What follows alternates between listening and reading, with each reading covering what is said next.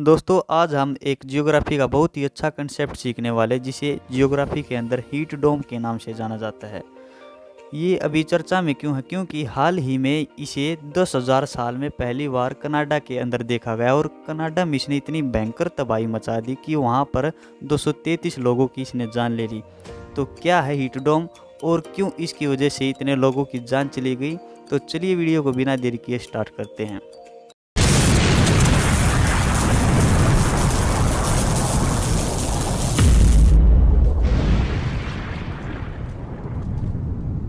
दोस्तों कनाडा जिसे आप ठंडे इलाकों के रूप में जानते हैं और वैज्ञानिकों का ये मानना है कि अगर यहाँ पर कभी औसत तापमान बढ़ता भी है तो सिर्फ 17 डिग्री सेल्सियस तक ही बढ़ेगा।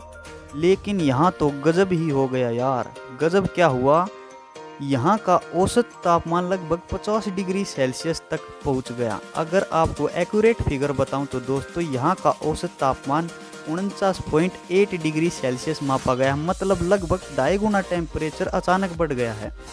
इससे कनाडा के अंदर बहुत ही भयंकर तबाही देखने को मिली है। दोस्तों यहाँ के हालात ये हो गए हैं कि इतनी गर्मी बढ़ गई जिसके कारण जंगलों में आग लग गई और गर्मी की वजह से 233 लोगों की यहाँ जान चली गई। लेकिन ये हुआ कैसे और इसके पीछे का कारण क्या है?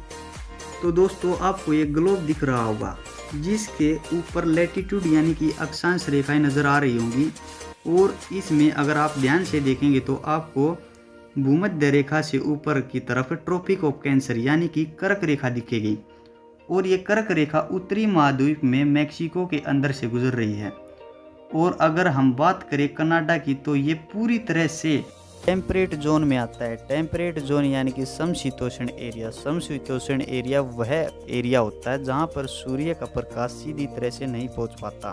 दोस्तों आप लोगों ने एक बात नोटिस की होगी कि हमारे यहाँ पर कितनी भी तेज़ धूप पड़ ले आपको दोपहर 12 बजे तक उतनी गर्मी नहीं लगती जितनी आपको शाम के वक्त 2 से 4 बजे के बीच में लगती है।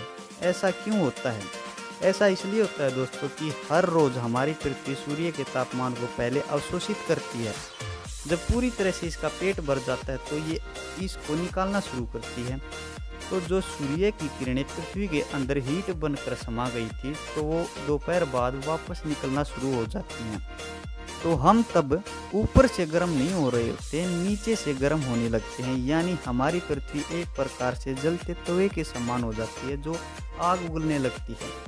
और आपने देखा होगा दोस्तों जिस दिन आसमान में बादल होते हैं उस दिन और भी ज़्यादा गर्मी हमें महसूस होती है। लेकिन अब आप सोच रहे होंगे कि जिस दिन बादल होंगे उस दिन तो गर्मी कम होनी चाहिए टेक्निकली अगर देखा जाए तो, क्योंकि बादल तो सूर्य की रोशनी को नीचे नहीं आने देंगे। और आप हमें इसका बिल्कुल उल्टा बता रहे हो कि उस दिन ज़्यादा गर्मी होगी। ये इसलिए होता है दोस्तों जो पृथ्वी पर सूर्य का तापमान आया था ना, अगर दोपहर बाद आसमान में बादल छा जाते हैं तो वो गर्मी बढ़ाएंगे। क्यों?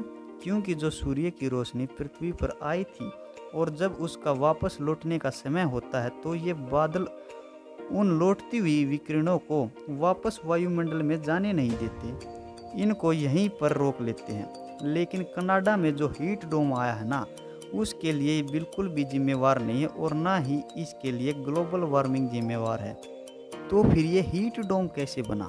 दोस्तों जो कर्क रेखा होती है वहाँ पर सूर्य का प्रकाश गिरता है जिससे समुद्र का तापमान धीरे धीरे बढ़ने लगता है, जिसकी वजह से आसमान में गर्म हवाएं ऊपर उठकर चली जाती है। और आपको एक गजब की बात बताऊं दोस्तों, जहाँ से भूमध्य रेखा गुजरती है उस स्थान पर हर रोज़ शाम 4 बजे बारिश होती है।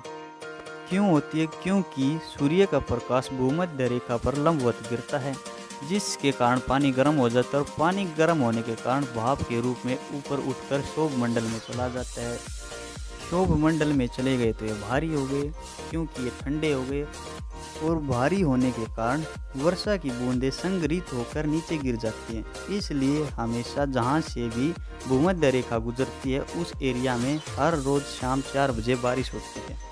लेकिन अभी क्या हुआ है दोस्तों, सामान्यतया अगर देखा जाए तो ये होता है कि क्षोभ मंडल में जो हवाएं उठती हैं वो हमेशा भूमध्य रेखा पर बरस जाती है।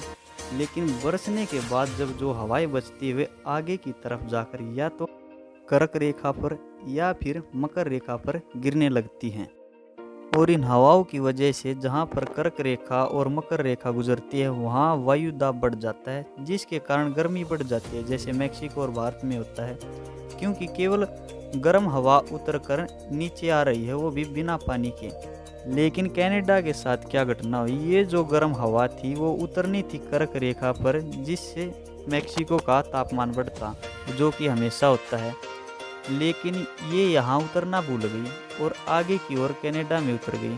कैसे? क्योंकि इसे उतरना तो था कर्क रेखा पर, लेकिन पीछे से आ गई जेड स्ट्रीम। अब ये जेड स्ट्रीम क्या होती है दोस्तों?